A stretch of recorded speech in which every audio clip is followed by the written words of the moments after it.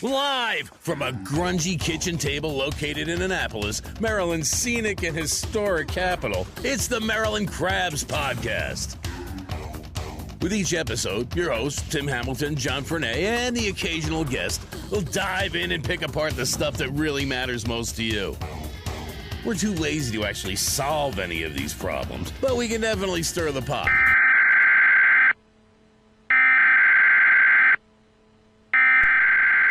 We interrupt our program to bring you this important message.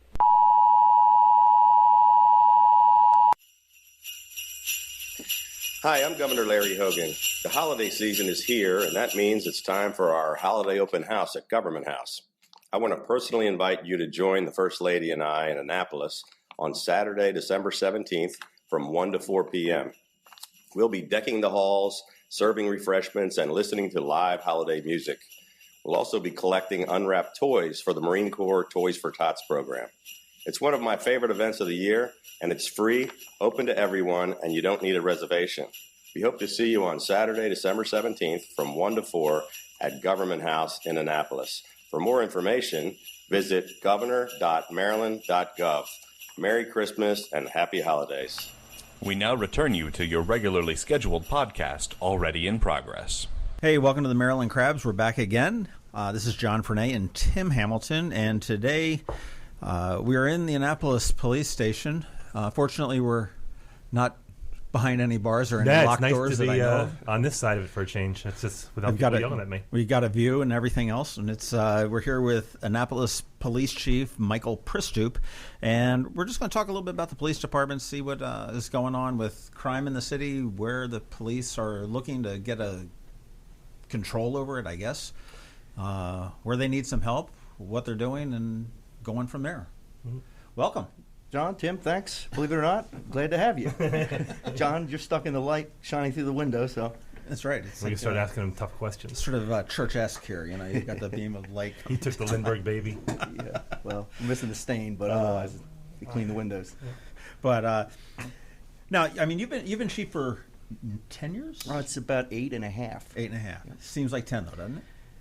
Some days it seems like 2, and some days it seems like 18. But it's been, despite any of the, and certainly there are challenges, and you know we have tough times and better times. It's been a great run. I love being the chief of the city. It's a great city and a great police department. And actually, I mean, we're saying that you're relatively popular for a police chief of a town. Usually, I think the police chief and the police department tend to get a lot of criticism, and not to say you don't from time to time, but to be honest with you, the paper seems supportive, the local paper, and the residents that we've talked to, some of the residents around public housing, and even the residents of public housing, they all seem. I don't see a lot of blowback to the police. I mean, here and there you get it, but. Well, it's refreshing to hear that from you. I think that sometimes when you're sitting in my chair, you see it sometimes like that, and a little different other times where you know their complaints, you know their issues. The paper is honest, but they're hitting us, or they're saying things that we want to be able to answer. Sometimes we don't have the forum, but I do feel that there's a lot of support from the community, and we're glad. Well, without a doubt, I mean your job, I'd venture to say, in the city is probably the most, and I say yours meaning you and every officer that's on the force here, is probably the most emotional job in the city, because nobody calls you because we want to chat. Right. For the most part. Well, yeah. It's a problem. It's an issue. We're looking for you to solve it, to intervene, to do something. And plus, I have a lot of friends who are police officers, and they're the ones that they always see the worst of everybody. They see their day-to-day. They're seeing the worst that people, not to say they don't have good days, and they can compartmentalize it. Right. But you have that kind of job that if you're doing your job well, no one thinks going, hey, you know what? Look at all this safety we got around us. But it's not that something's going wrong. And that to a lot of the officers is frustrating, but they understand that, and I do too. And again, like you said, John, the phone isn't ringing usually to say that, but you'd be surprised about how many positive contacts that we have from people in the community.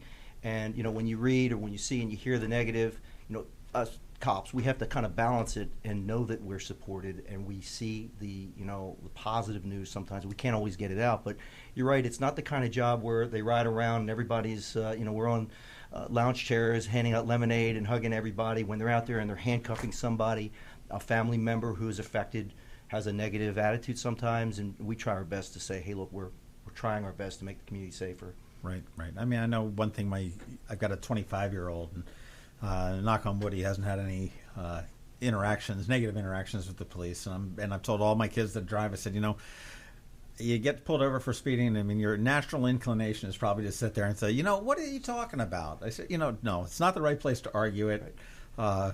My son taught that in the mall. He got pulled over. He got caught in the mall one time for hopping over Santa's workshop to get to a soda machine. He was just passing through. What kind of parent are you?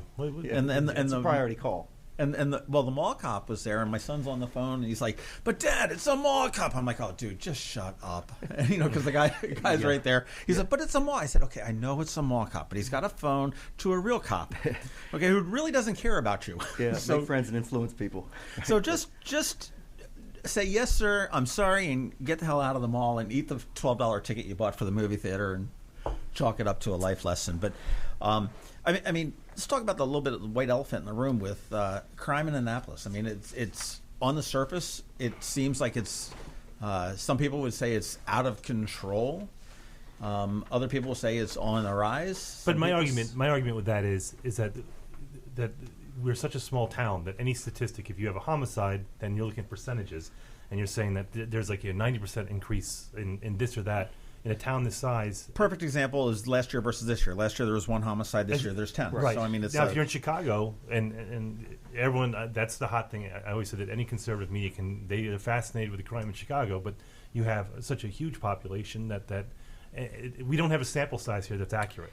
So there's that perception. And I heard someone at the city council the other night say something like.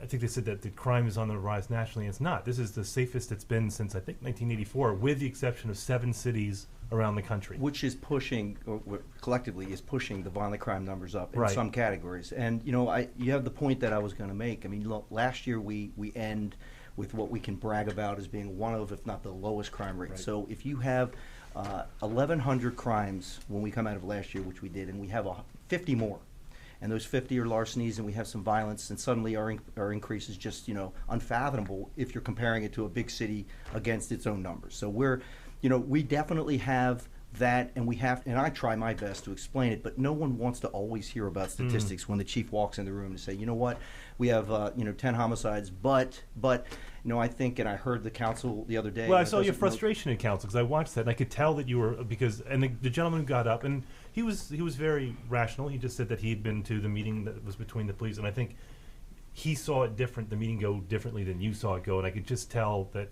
I guess that's got to be frustrating. I'm not saying he's wrong. Yeah. But there's got to be frustrating when you have that. And he was very reasonable. You were very reasonable. But I think a lot of times it comes down to perception. And you know what? I didn't want to come off sounding frustrated. No, and it wasn't but bad. But you're right. I can see how that. Listen, he has a very real complaint. He's all anecdotal. He wanted us. Well, yeah, and it's his community. And if there are 2 burglaries or 3, it's 3 more than you want. And he wants action and he wants the police. On the other hand, I know that we went to the meeting and tried our earnest best to say what's going on. We obviously fell short by his standards, but I got another call earlier saying that it was a good meeting. So if you're personally affected, your feelings are completely different than if you're someone else just in the room. And I can get that. And I think the way that Annapolis is set up is interesting, is because every city, every town likes to think that they're unique, but we are unique in the way that our town is set up. Is that we have public housing.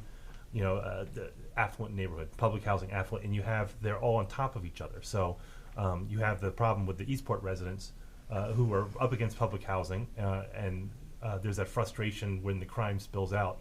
But they seem, and we had Jessica Packler in here, you must know Jessica, sure. And we had Robert Eads in here who represent, so we talked to them. Okay. And both of them seemed very pleased with the police in general, but they also seemed that they were willing to work together. So I think that you have that element where you're just not starting from zero. That's not to say that there's not room for improvement. No. I think I hear both sides, and you're absolutely right. There is room for improvement. Listen, if I looked at Eastport overall, and again, we're divided into 6 areas. Eastport is one of the largest areas. It's a post, and I looked at Eastport and said, look, if I'm just going to talk about numbers, your crime is down, but the types of crime that are happening and affecting people, especially who live close by to Harbor House and Eastport, are intolerable. I mean, you've got some shots that are being fired, cars that are being struck. There have been 5 shootings. I mean, I heard talk there were 10 shootings. Really, there were 5 shootings, although we're not happy that there were 5 shootings. But for those who think that there were more or they're suggesting more, I mean, we got to kind of reel it back and say what's going on. Many of those are, not solved because we have uncooperative victims and witnesses who aren't coming forward. So, we're trying to clear these crimes. I'm trying to build the police department's internal abilities to do that, and we're dealing with sometimes cooperation, but often not. And it's very tough. It's challenging for us. We're trying a number of things we can get into, talk about particulars about what we're trying to do as the police department, but we're still, to your point, yes, these are the types of crimes. Are they spilling over? Well, it's one Annapolis. I mean, they're spilling over. They're not spilling over. They're affecting one community that's just as concerning for us. And Amy and I were talking earlier, and I know you had those interviews with Housing Authority. Most of the people that we're seeing in the Housing Authority communities don't live there at all. Some of them really have relatives there, and they sometimes, when it's convenient, the ones who are causing the issues, you mean? Yeah, the ones that we're either arresting or we're getting complaints about, or we're pretty sure there's drugs involved. Maybe I'm going to say anecdotally, 70%, maybe up to 80% of the people we are dealing with arrests, and I don't have books in front of me to say, okay, well, look, let's parse it out. Really don't live there. Some of them have family that live there, but they don't live there. I'll tell you, back on the drug thing, Robert Eads had said when we spoke with him, said that the problem has always been, from way back when he was in public housing and whatnot, is that outsiders come in. I mean, they had an internal drug thing where he said he was selling drugs down on Washington Avenue, down and sending out on the boats. But are we still seeing this? I mean, and when he said outsiders, I mean, my initial thought was like, okay, we'll throw this out there, but the rich white kids from Severna Park coming down looking to score some dope. Yeah. But he's saying no, it's more the drug dealers that are coming down from Baltimore and D.C. and they're fighting over this turf. They're commuters. Yeah, well, let's talk about overall. When I came here, I was surprised to find out that most of the drug dealing were local people, most of it. There has been some change, and there's some indicators that a lot of the drug influences in the city really are local too, but we do have supply points that are in South Baltimore, towards PG County. We know that some dealers are outside of the city, but they set up in a number of ways with people who live and have connection with the Annapolis communities, and many of them in housing. And we're investigating right now. It's no mystery. We are working with the FBI. They're working with us, and you may have questions about that. And I can tell you right now that we're looking at certain communities much harder than others because we're seeing that some of the people that are selling drugs do live in the community, frequent the communities, and we know who they are. And we believe they're involved in these serious crimes and murder, and working hard. Well, I know the city has had some pretty significant drug ring busts over the last 3 years. Heroin, and I mean, I know there was primarily a Hispanic one where there was a guy that was on the run for a while, and he was ultimately caught. So, I mean, do you think would you say that drugs tends to be the root of the majority of the violence that we see? Yes, the majority of the violence, but not all of the violence. The majority of the crimes that we're looking at now, and we talk about murders, and nobody's less happy with the fact than I am that we've had 10 murders. But we look at the murders that are open and many of the ones that we've closed, and we do see a definite drug connection, and in a few we see a rivaling group of people who are going after each other. And they are, seeking revenge, or they're trying to establish turf. If I were to say, gangs, is it spilling out? I would be irresponsible to say it is. I think that these are going back, and a lot of folks don't want to hear me say targeted, because that means that we've diminished their value, right. But they in fact are targeted. And if a drug dealing group, which we have, is after another one, or enforcing a territory, unfortunately the results sometimes end in murder, and we have a few of those. So if you look at the proximity that we have to D.C. and Baltimore is interesting, because I know that Baltimore crime is still, that's a huge issue nationally. That's a national story. But I grew up outside D.C. in the 80s when it was an absolute war zone.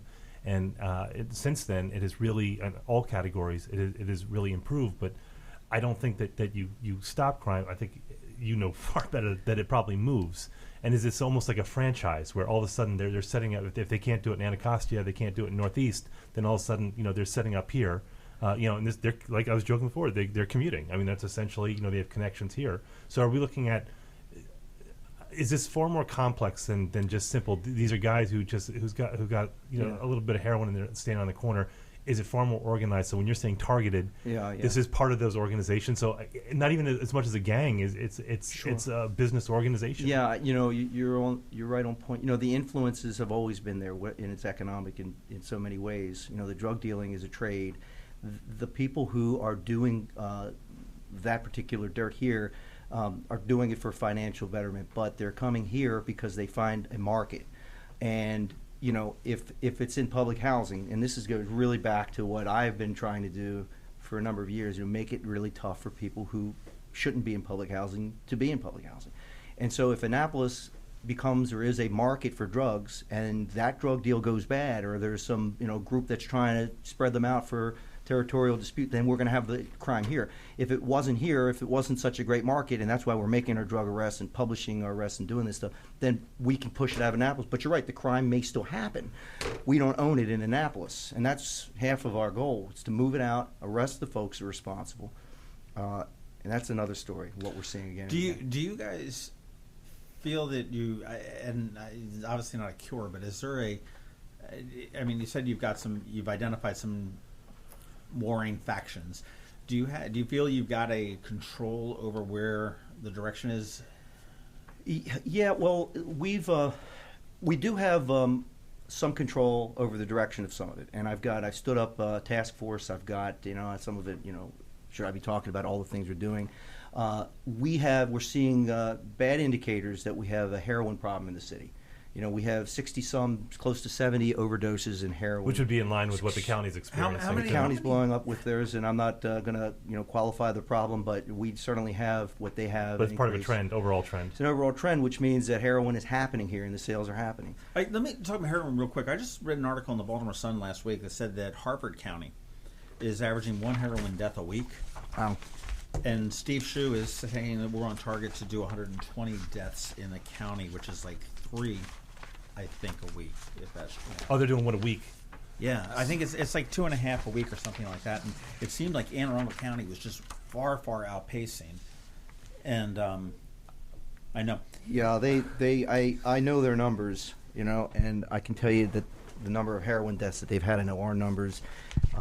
We're certainly outpacing last year significantly. But could it be very unfortunate? But could it be geographic? I mean, this is where with all of a sudden that you have,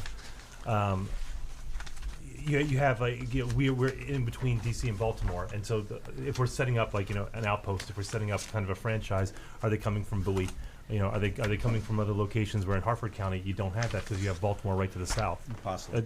Economics. I mean, hey, I just want to interrupt real second. We've got somebody at the end of the table that was raising her hand. This is Corporal Amy Miguez, who's also in here with us, and she is the public information officer for the City of Annapolis Police Department, and she had something on the heroin. Yeah, we just wanted to mention Anne Arundel County in the state of Maryland ranks 3rd as far as the number of heroin overdoses, number of fatal heroin overdoses. What are the first two, out of curiosity? Baltimore City and Baltimore County.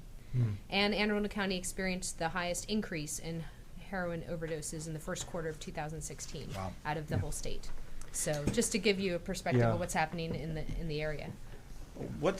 How many deaths have we had in Annapolis? Well, so we've had 10 fatal heroin overdoses. I know the county, and I don't want to count their numbers and say what they've had, but it looks like they've had 100 overdoses in the county. I'm not sure which type of drugs they really equate to that. We're in the southern district of the county. We hand them our numbers, we add them together, we show up at the heroin meetings with them. We're doing the very same things that they're doing to combat the problem using the health department and crisis intervention. So Annapolis numbers would probably be included within the county numbers, would you think? It is included depending on who you're asking what the form. Okay. They'll report their numbers. If you ask them how many they've responded to, that answer would be different. If someone said, what are the total numbers of deaths in the county, then they would give you our numbers included. Yeah. So whenever Chief Altamari and I are in the same room or we're talking about strategies, we're on the same page. All of us, both of us rather, in the county and the city, are turning over our known overdose people to the health department so that they reach out and try to offer structured help. I don't know how many have accepted this help. We see some overdose people who are second, third time in the city. We show up, there's Narcan administered, and then a couple days later, the same person overdoses Narcan's administered, and it's really a cycle. Sad cycle. That's tough. So we had is there this has been it's one of those things where you see an increase where it's anecdotal. So, but I mean, this is something that's genuinely it's been an increase. The heroin, is there a racial and ethnic component to it? And most people would shy away from that, but you have to take that into account because if it's disproportionately African American, then that would explain a lot of the issues that you have with public housing. Or is it that's where it's sourced because it's easier to bring in there? That's a great question. A couple years ago, I could have told you that most of our overdose victims were white, they were Caucasian, and most of them were from outside of the city and the county.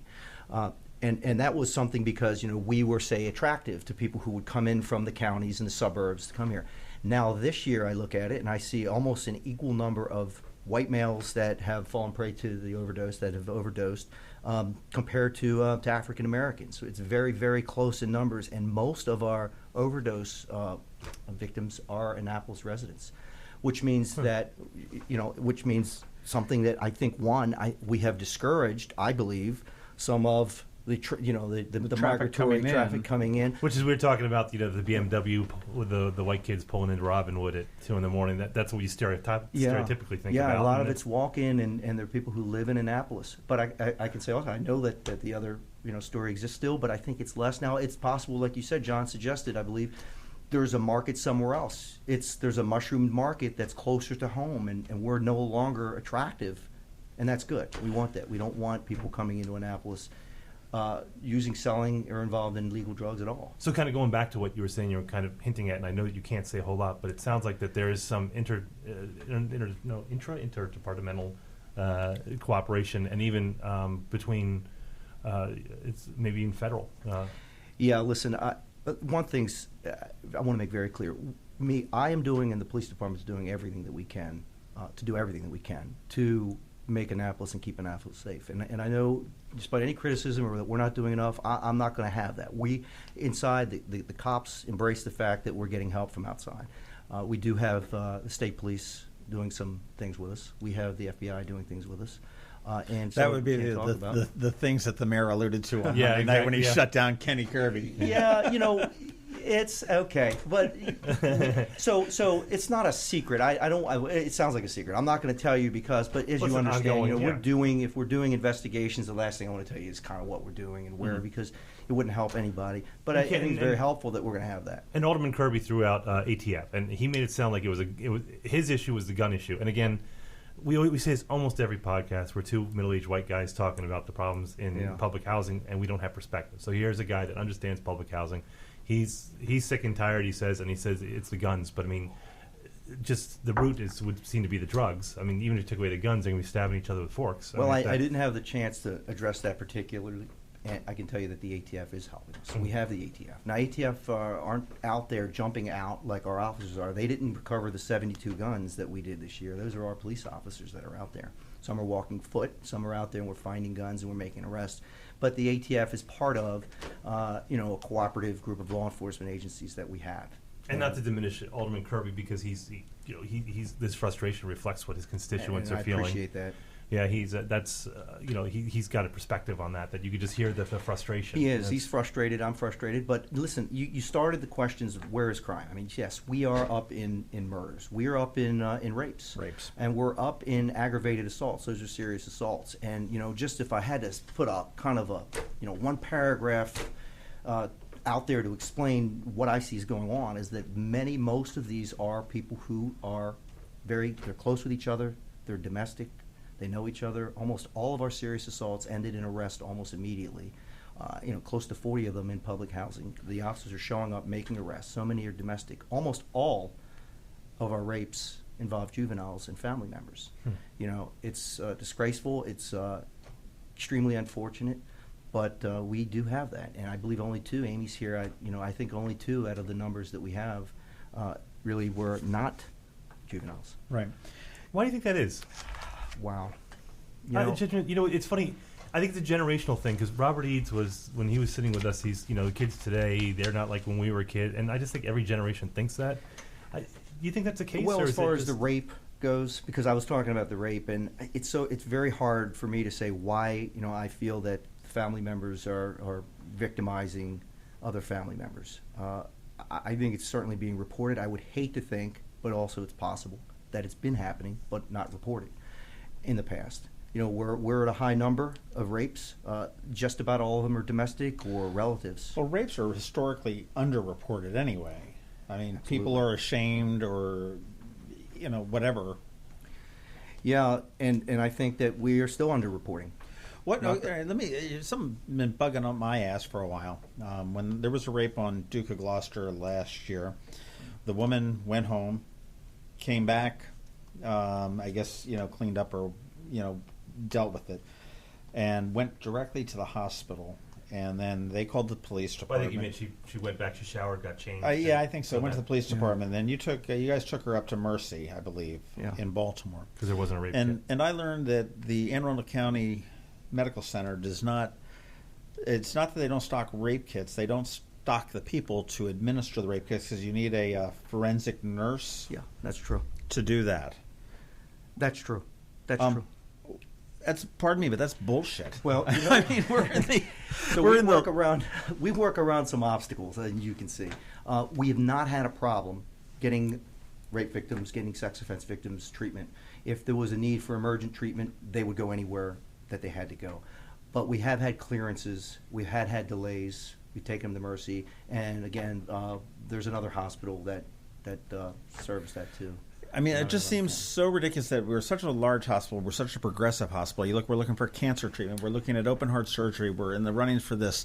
We're one of the largest counties in the area. We are the state capital. And if I get raped on the side of the street in the middle of the night, I need to take a police car or an ambulance ride up to Baltimore to get tested. Yeah. Well, you know what? I'll go back and say it's convenient if you're a Baltimore police officer investigating it. It's a tough ride, and we're doing everything we can. But we haven't had, and just in fairness to the whole hospital situation, I think there's a tremendous amount of training that goes into that. But I'm not going to hold up any defense for that. I do think it would be great to have that resource available in Anne Arundel County. Yeah, I think so too. I think it's a shame. Right, but speaking of resources, so on Monday night we had Mayor Panelides said that he was going to request a $1.25 million transfer from the which fund was it? It's a general fund. No, it's not a general fund. It's reserves. Yeah, the reserves. So it's a surplus fund. So he wanted $125,000 for additional police, for overtime, and for additional cameras. Are these we always talk about the allocation of tools. Is this something that's going to improve, or is it where you say, well, right now we have the tools that we need. It's just trying to figure out the patterns of what's happening, and is that going to help, or is it window dressing? Oh, it's definitely going to help. And the mayor's very supportive. He for that kind of funding to come our way, and it's tremendous. I got to tell you, one of the first things that we're going to do is we're going to hire more police officers. I read today in yesterday's paper, I think, that the chief has not wanted more police. I saw that. I never said I didn't want more police. I know I've been in council meetings where I said that's one solution, because it's sort of, Tim, what you're saying. There are a number of other things, getting cops back from limited light duty and injuries, and putting them in the right places and using our resources. But having more officers is going to make a difference. And I can't say it's going to stop murders, like we talk about a person who has a vendetta who goes or kills someone in the basement of a house, like we've had in Paddington, or the son who killed his father with a knife. We're not able to stop a lot of those murders, but with that extra funding, we're going to be able to hire more cops. I'm definitely going to be buying more cameras and putting them up in communities. Let me talk a little bit about staffing real quick. Now, right now, you are capable of having 125 officers. 114, John. Is budget? 114 is budget restricted, yes. Okay, and how many do you actually have? So we have, great question, because I talked to Captain down the hall. We're about to have 111. We're about to sign for 2 books. We have an officer leaving at the end of the year, maybe 2. We're about to hire 2 more. By, I think, the end of December, we're probably going to still have 111. Okay, so out of the 111, how many would you say, and I don't need an exact number, but I mean, how many would you guess are in the cars, on the beat, patrol officers? I mean, I realize you've got detectives and people looking for my bike and everything else, but that's Let the bike not go. counting those guys. I'm so sick of hearing about this damn bike. This would be the third interview about the bike. Oh my God! This is the whole reason we had this interview, because he wanted to bring up the bike. I'm going to take him to the You're going to take a little bit of that $1.25 million and buy. If you and I chip in to buy him a bike, I've got a bunch in the garage, and I think after 90 days, Amy, is that when we can go? That's right. This goddamn bike. But out of your 111, Yeah. How many would you say are able to pull me over when I pull out on the road? Okay, so we have close to 50 in patrol. We have in the 20s in our operations. We have an additional 8 or 9 detectives, so you're starting to add this up. We have an intelligence team. We have a K-9 team. It all adds up to about 100 and just over 100 of officers who wear a uniform, who are going to be able to walk the beat any day of the week, or show up and pull you over, John, or write a report for the bicycle. Okay. But we do have some inside. We have some limited people. I said, okay, about 100, because at any given time we have between 5 and 10 that are on some sick leave or limited duty or detailed out for a prolonged period of time, like military. So that's almost 10% of the agency. Right. And that's it's something that we're trying in a number of ways to get officers back as quickly as possible. You are the largest agency in the city, right, as far as number of employees? I think the fire department has us now too. I think the fire department has us. Has a couple more. Yeah, they have a few more than we do. So you've got in the next 24 hours, there are going to be 50 cops in cars out about. Well, I think this is important, and I really want to try to, because I want to bring it around into this whole neighborhood simple policing answer is thing, no, too. John, because and here's why. And I understand that that's come up in your conversations, particularly about where these cops are. We're running a 24-hour operation, and it's 7 days a week, and we have officers working patrol. Now, I may only have 7 officers working patrol. Why is that? Well, I may have 3 or 4 working operations and maybe a total of 12 on the street. Well, why is that? I've got 100 cops. Why are there only 12?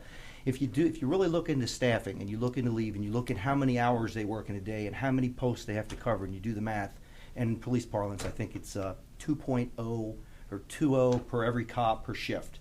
So it takes about 6 officers to work a 24-hour period. If you count in the leave, you count in the relief. And so the math doesn't work out as cleanly as that. Because if I had 50 officers working, when would they be off? Would I have 50 in 12 hours when they're off, and then 50 more in 12 hours when they're off? It just can't work that way. The best nights, we may have 20. I may have 20 officers with a few overtime riding around in the weekends, downtown, dealing with the bar issues at night, and also working, heavily focused in the public housing community. And again, working 6 or 7 in patrol, but it's never 50 unless we're calling them in and we're doing parades, and it's just never that many in the city. So makes sense. I know it's a complex thing to figure out. So is it reasonable to think that there at some point there's 15 to 20 officers on the street at any given point? It is. Sometimes we don't have that many, but Right. It's not unreasonable to have 15 or 20 officers working at night, say. So do you look at different areas, like and this is, I guess, is what we're getting back, because we talked about the community policing. That's been, when we talked to the residents of public housing, we talked to the residents of Eastport, that everyone brings up community policing. And is that just a cutesy kind of concept, buzzword? Is that naive to think that can work, or is that something that you go, look, it doesn't work because there's a practical application that you can't cover.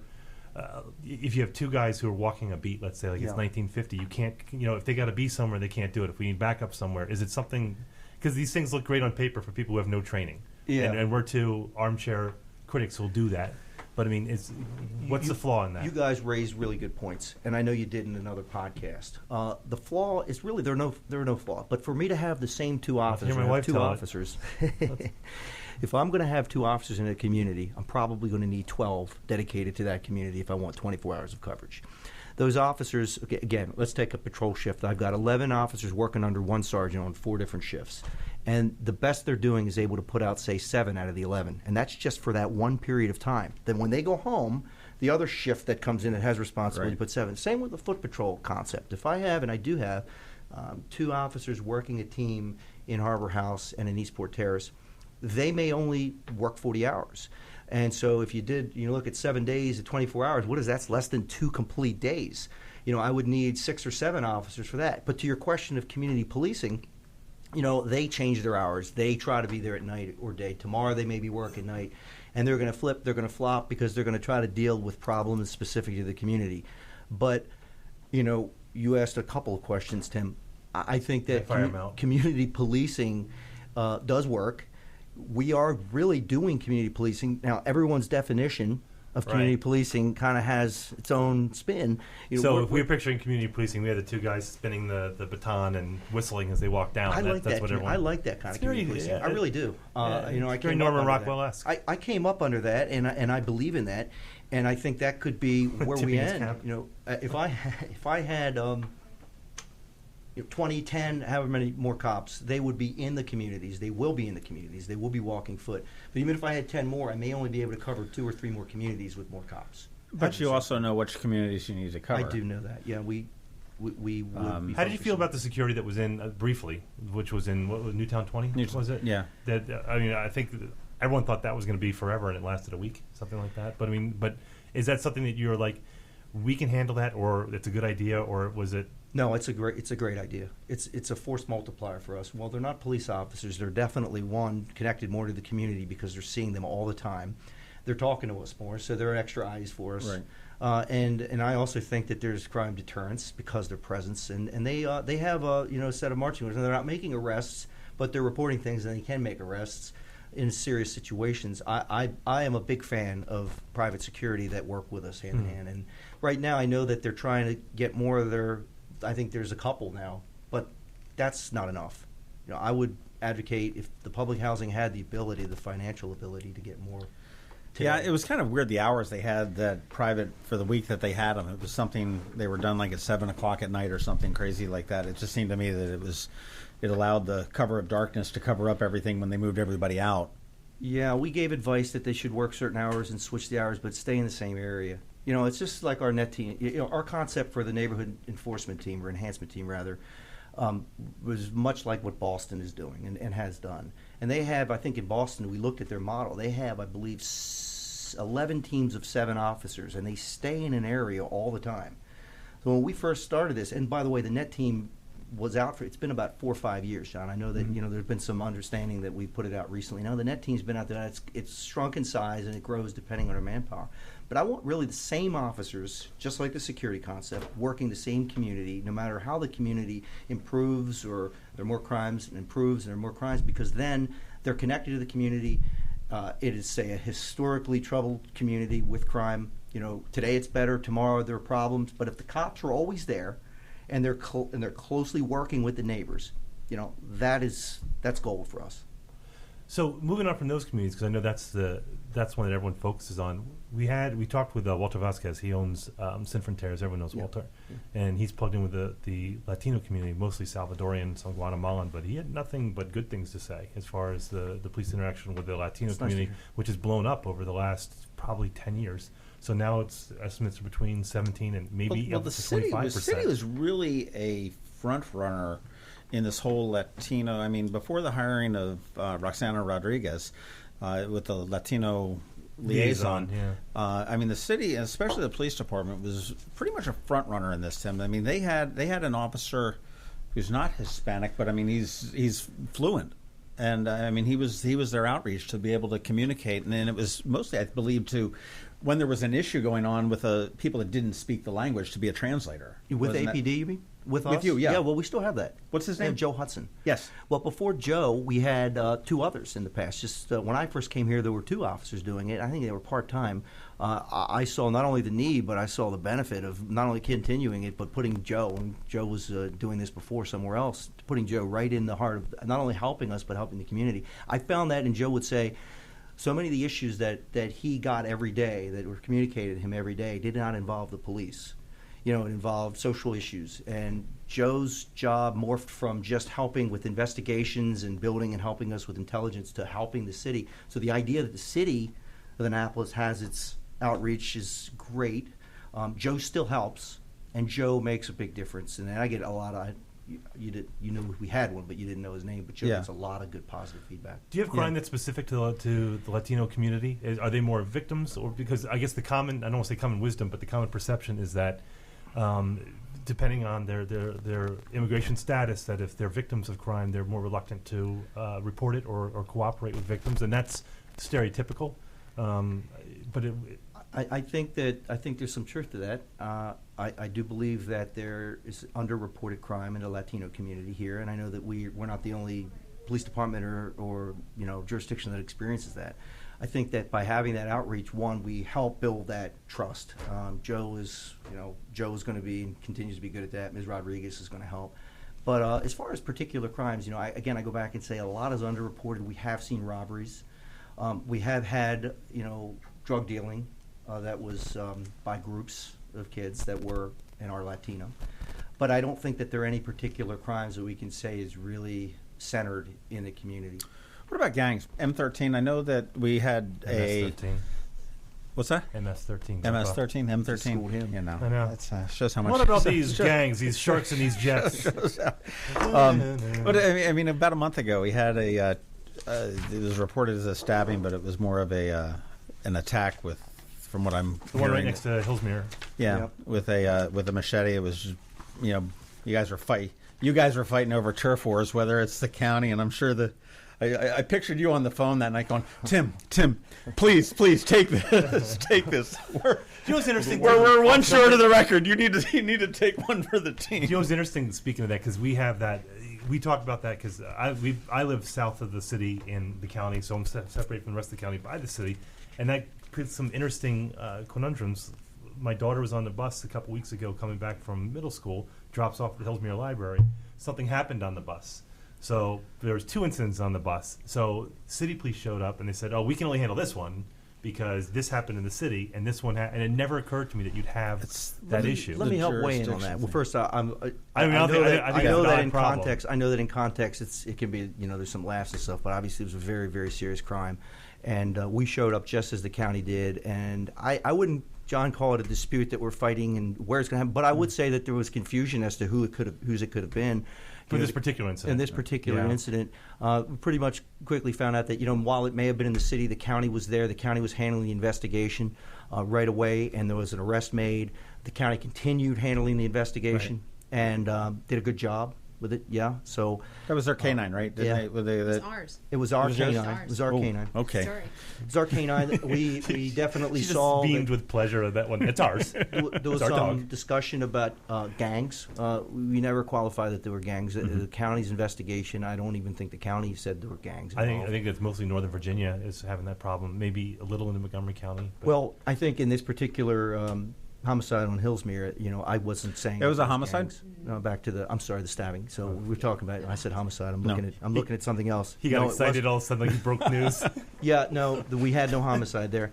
As we speak for an hour, once in a while you'll hear the chief misspeak. But the reality is, it was the county's investigation. The county handled it, and yes, there are groups, there are gangs. You mentioned MS-13. I would be remiss. I couldn't tell you that we don't have some people that identify with MS-13. I can tell you that we have another group that is Latino-centric called Brown Pride. We've had that where a lot of it is surrounding and centering in schools. And there are some crimes, including drug dealing. And we're very aware of many of the participants, many of the involved people. And we're doing a number of things. It's interesting that you talk about the schools because when you talk about crime, I think you tend to lump it all into one category. So it was interesting to me that they had an incident up at Annapolis High School last week, and they said that they were very vague about it. By they, I mean whoever was the spokesman for the event. It was a disagreement between arguments of two neighborhoods that spilled over into the school. That's exactly what it was. So if you think about that, if you look at the crime that we think of traditionally as gangs, and I consider it more of a business syndicate when you look at the drug problem. Yeah. But when you talk about the street-level violence, which is serious too, but you're talking about maybe fights or stabbings or something that's more of a crime of passion, it tends to be a lot of these kids that live in because they got to identify with something. So it's going to be the housing community in which they live. But I mean, the Brown Pride's new to me, but that makes sense. Because well, to the schools. I mean, look, the problems are happening in the schools, but they may originate in the neighborhoods. Right, and that's what the schools are saying. The schools are saying that. But I spoke to the principal, and I spoke with the school police, and of course the county police department is very aware of what's going on. I believe that it's still a school problem, but it's also a neighborhood problem. And it's nothing new either. Yeah, but that's an establishment where kids have to feel it's a safe place. And so if you're going to resolve the problem, it's so hard to resolve it always in the neighborhood. You got to make sure you're intolerant to it in the schools. We're going to help. We're helping. We're going there. It's out of our jurisdiction, but our officers are working closely with them. We met with school officials recently and talked about what we can do and how we can help. We take it very seriously. A lot of the students there are our kids in Annapolis. Sure. So, go back to as well. So if it happens in the neighborhoods, we need to tell the schools what's going on in the neighborhood. So we have that relationship also with not only the administrations, but their school resources officers and the outreach people. So you have to work with the city, the schools, HACA, the county. I mean, basically, there's a lot. You forgot the feds. You forgot the community. Other police departments. We do. We have to be that dynamic. I think we're doing. And you said, can we do better? Well, sure. I think we're doing a very good job with a lot of these partnerships. We're always looking for new ones and ways to expand. And we're using. If anything, I can convey. I'll take any fresh ideas or any good ones. To have $1 million or over $1 million, we're going to put that to good use. But at the end of the day, we're going to keep doing as best we can, and it so much relies on the community's help. And the partnerships are great, and they work well, but the community has to, believe in us, talk to us, and be as intolerant as we are. See, that's almost, and people dance around it. It's the no snitching culture, and there's a racial component to that, because that seems to occur in the low income African American neighborhoods, where if you're a victim of a crime, that the worst crime would be to cooperate with the police. And so I hear the frustration from people who live. They go, well, why don't they just talk to the police and just let them know what's going on? And but there's ramifications for that. I think that I don't want I go back and say, did we buck the trend when we can say that our heroin demographics are different? Are we bucking the trend to say that 6 out of up to before our last murder, 6 of our 9, now 6 of our 10 were solved because of the community? I do know that there are people who are reluctant to talk with us. I mean, that's certain. But I also know there are people that are talking with us, and they're helpful. And we need more. A lot of our shootings remain unclear, maybe half. I mean, is there a program? Is there what? How do you get somebody that's reluctant to talk to you to do it? I mean, an anonymous Dropbox. So he did it. Or, Well, we have Metro Crime Stoppers. Right. We've been really trying our best to promote that. And it's what is promoting it? I mean, bumper stickers, and we have stickers. We're getting it out to every message on every social media angle we can. It is working. It's helping. That's one way. We recently had a pledge by the FBI to reward $10,000, up to $10,000 for on the murder for Mr. Carroll Jr. Huge. We're finding that there's some information coming that way. I don't know that paying people to provide information is the only way, but it is a way. I think that go back to what do we do to convince or help convince people that we're not going to take this information or do something that's going to put them in jeopardy. We're on their side. It's tough. There are people who won't believe that we're not going to, or that there's going to be. I mean, I call Metro Crime Stoppers. Of course, they're getting caller ID. They're well, it's not just that, but if you're a snitch and if you're identified as a snitch in the community, that's one of the worst things you get. My kids are coming home and they're not telling. They say, "Well, there's no snitching." I'm like, "Who the hell are you?" Give up the information. I mean, it's a pervasive problem. Yeah. It's unfortunately it's grown legs, and it's to a point where it's working against us and it's working against the community. There are so many people in the community that have come forward and have helped us. And it's clearing crimes, and it's putting people behind bars for years and years. And the same people, if they weren't locked up, would be committing more crimes. I don't want to say it's a leap of faith, but in some cases, it will be a leap of faith for people to come forward and to take and trust and give us the information. Plus, things have changed so rapidly right now. Like we were walking in, Officer Miguez was bringing us in. She's like, "Oh, I know you guys from Reddit and from Twitter." I'm like, "You read that stuff?" But I mean, there's got to be that component where you're. I have a friend of mine who's a police officer, and he says that social media is really big because they monitor the hell out of that. It's really big. Well, Amy, what are we? 17,000 or what's our following? Close to 17 on Facebook and like 16 on Twitter. And Tim John, I still think that even though we have that fairly robust social media outreach, I think that not just outreach, but for monitoring. And I still think that many people really don't turn to social media. I think Annapolis is still a handbill city. It's a place where if we go to when we go to the community meetings, we tell them what's going on. They may never know, folks, what's happening because they're not monitoring social media. So it's that's where partnerships come and play again. Do you have somebody on staff that is actually actively monitoring social media? Like monitoring John? Well, that's a great question. Well, we do when we have a hint of a problem. We have Okay. like the MCAC. I know, like you had the threat of the march that I forget the march about 6-8 months ago. They were going to shut down Forest Drive, shut down the city, and everything else. I know that was there were helicopters flying and everything else. Yeah, and there are programs like Hootsuite and a number of other aggregating programs that they look for they look for names, they look for things, and they'll say, okay, there's a lot of chatter about this, and they'll tell us. We're not typically looking at social media from that angle. We just want to provide information and hear information. We do check with those resources because it's also urgent when there's a problem. I know it's funny. Like Twitter is awesome for me because when somebody says, "Oh, what's going on at Annapolis High School?" I've got a search there. I can sit there and I can. That's the first place I go. I can get in touch with a student inside the high school within 2 seconds to tell me what they've got going. Now, obviously, I've got to sit there and determine whether they're a valid source or whether they're legitimate or not. That's a good point. But it's amazing the chatter that you can see when.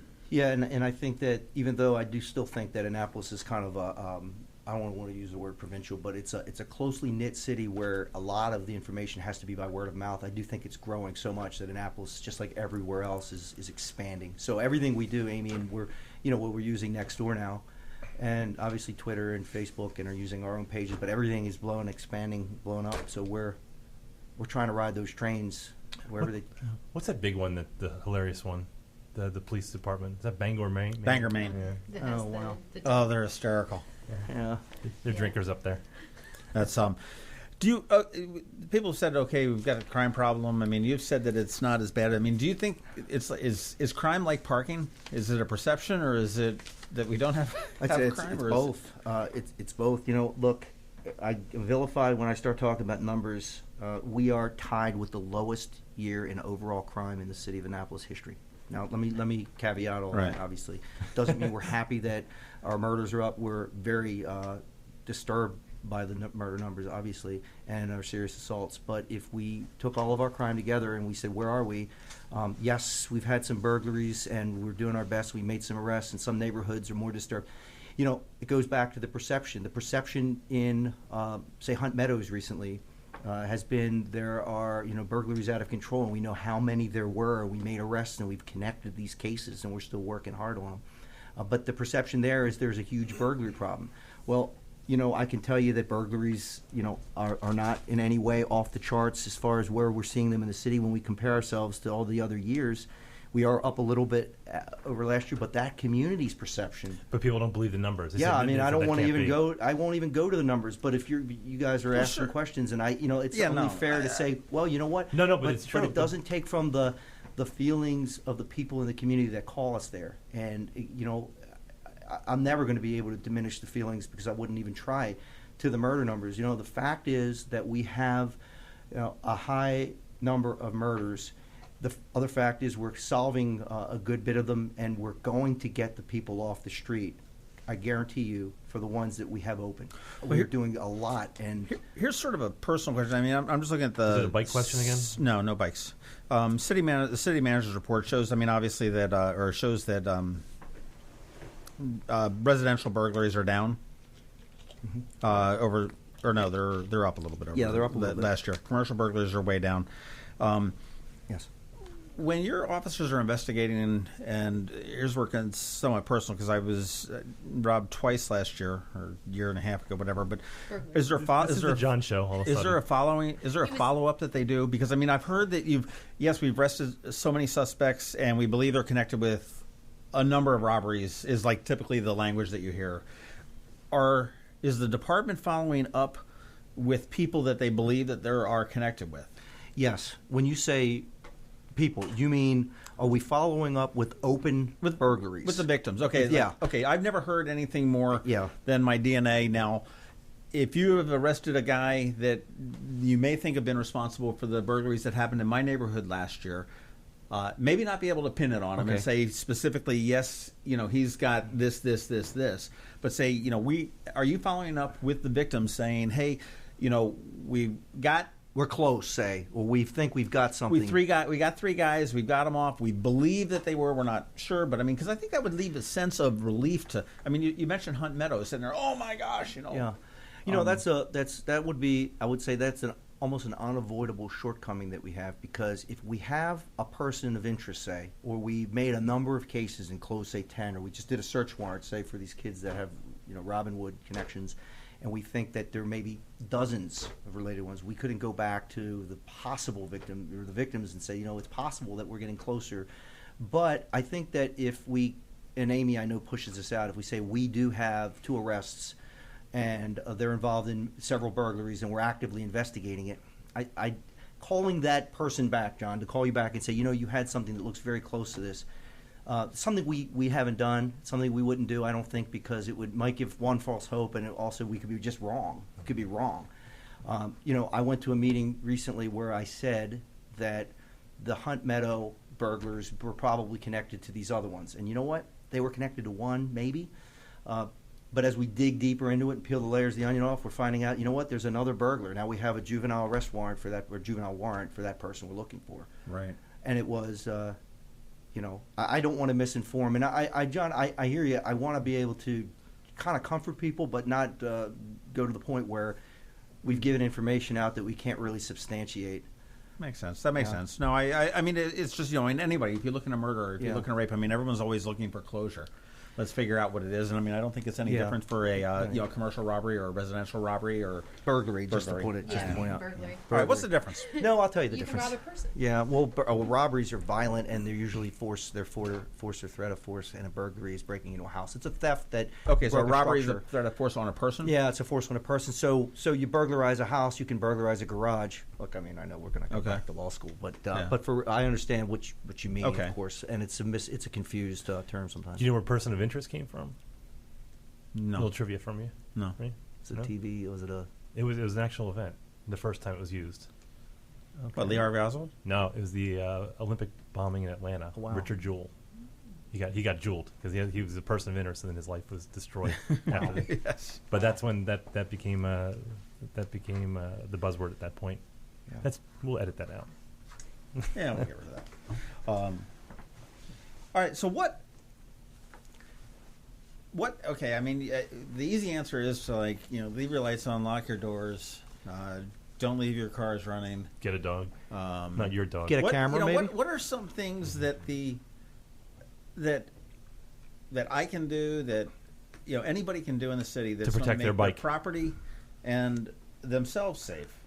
That's not. We know trim the bushes. We know keep the lights on outside, and call when you see. Is there anything else that we can do to help you do your job more effectively? Well, thanks. One, I think stay informed, but not so much, be part of a banter that's not getting the source information. I think that sometimes, and unfortunately I'm seeing it, and I won't go particularly point at a community, but sometimes we're seeing something that hasn't happened that's growing legs, and all of a sudden the perception is off. But ask us, one, to either show up at the meetings, tell you what's going on, or criticize, like you're saying now, do we need to tell more people about things? So get the information from us, involve us in that. Obviously, there are a number of things that you're going to do, John, that you're going to put your lights up, you're going to tell your neighbors when you're gone, you're going to do all the things. One of the unfortunate realities that we are seeing is that people aren't calling us, but we later find out that they saw some suspicious activity. And I don't want to impugn a neighborhood and say, well, this happened in this one. But it is a repeat theme. It happened there. But no, I saw that yesterday. Someone said really? that on the Eastport Forum on Facebook. They said, repeated theme. I saw this. And, it's a repeated theme. We show up, and recently at a burglary scene, I saw that car, I saw that person. And it happened recently. It happened a while ago where we had a serial burglar who was in and out of the city and the county, and that car was being used all the time, and they saw the car, but they didn't call us. So I think that there's that reluctance, and it's not the snitch reluctance. It's it's just that, well, maybe I'm wrong. We don't care if you're wrong if you give us the information and you're wrong. That's okay. The other thing, some of the more normal things that we would always talk about really would be just security measures. I don't always know that it means we're not going to have the burglary. It's just you're not going to be the victim of the burglary. Mm-hmm. Sometimes, if you harden up your house and you have all these devices, someone else who isn't as savvy may have their house broken into. Yeah, I'd rather my house be safe than John's, frankly. Okay. You still have your bicycle? Yeah, I've got a great bike.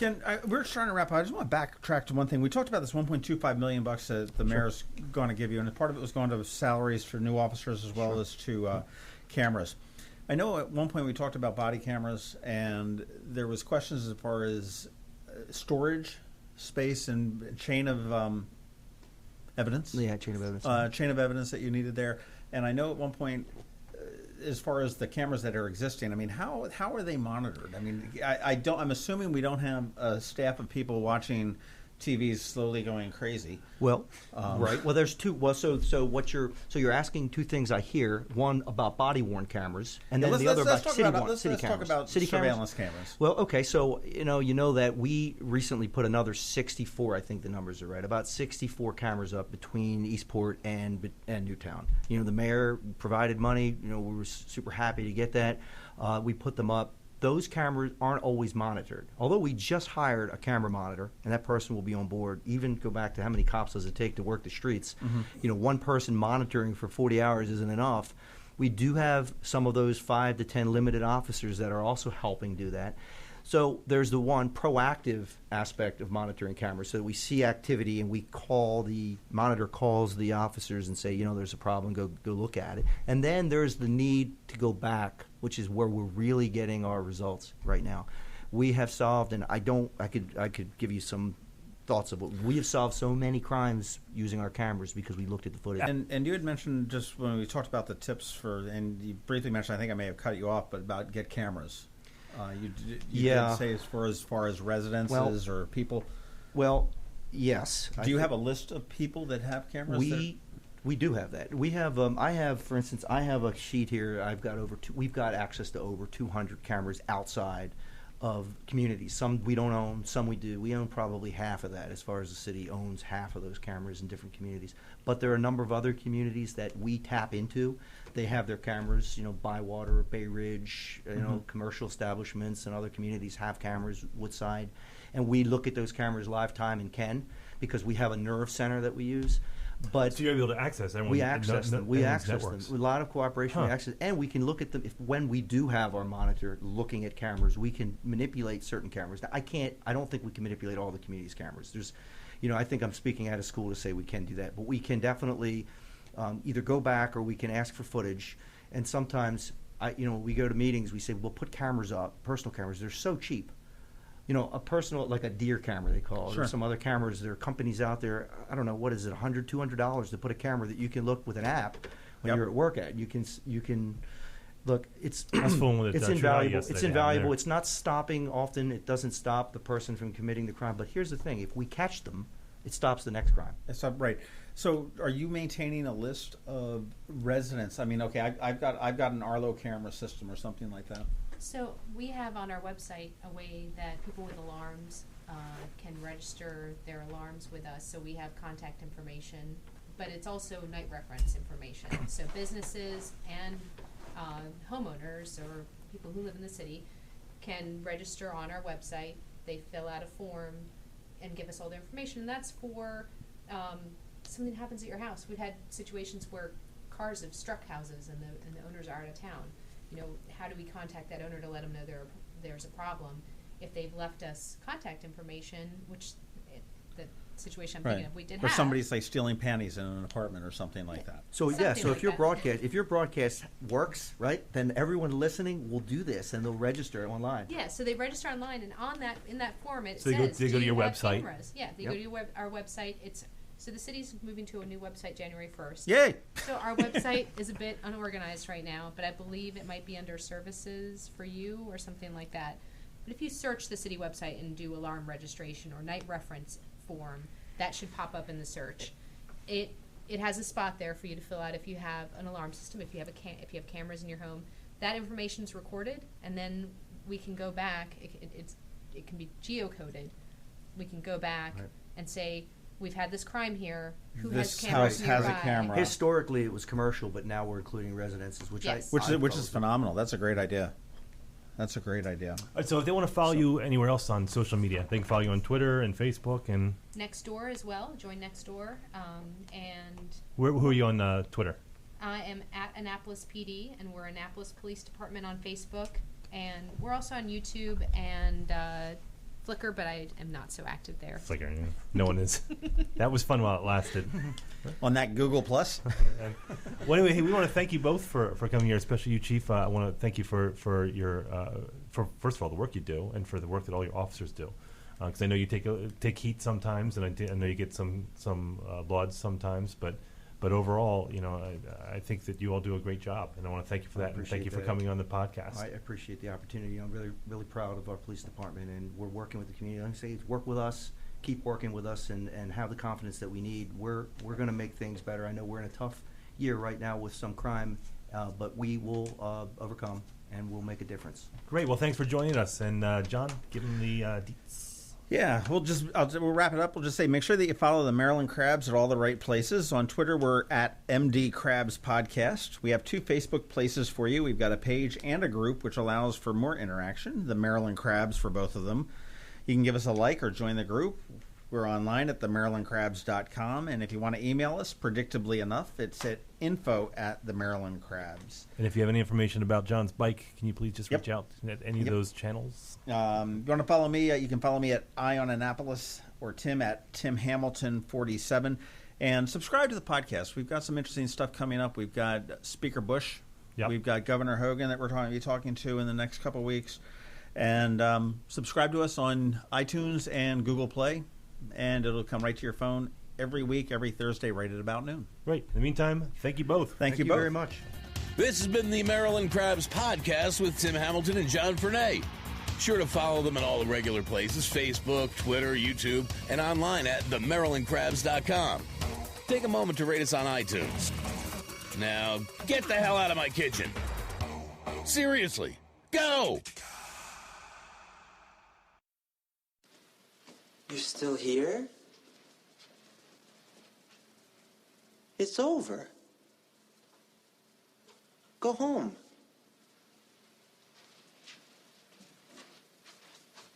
Go.